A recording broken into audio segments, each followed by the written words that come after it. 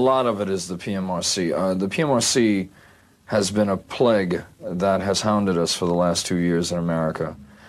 And it's been something that we refused to talk about for a long time. And it was almost like a fly. It was this pesky thing, it was like, shoo, get away, get away.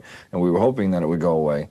And not only did they not go away, they finally revealed themselves about 3 months ago as to what they were all about, which is essentially trying to put a man in the White House. The P.M.R.C. has been nothing more than a political platform to put Albert Gore, 1600 Pennsylvania Avenue. And that in itself is one thing. But Tipper Gore, who is Albert Gore's wife, has written a book. She is the head of the P.M.R.C. She has written a book called Raising PG Kids in an X-Rated Society. And it was bad enough when they used us to get publicity out of. And I mean, it makes sense if you think about it. What better way to get attention than to go after an attention getter?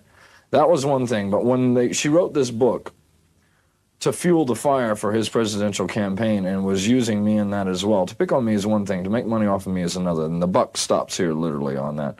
So we're going to sue them because they have reprinted lyrics in this book without permission. They've changed the lyrics, which I ask myself, if our lyrics were that bad to begin with, why they have to change them.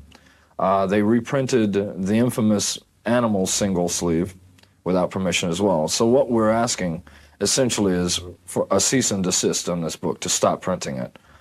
So we will sue her and the publisher for one of two things: $50,000 in cash to be donated to a charity of our choice, and it won't be his campaign fund, or a handwritten apology to be given to me on nationwide television, which is really what I want. And I doubt that it'll ever get to either one of those, but if we get our point across to get them to stop this book, I'll be happy with that.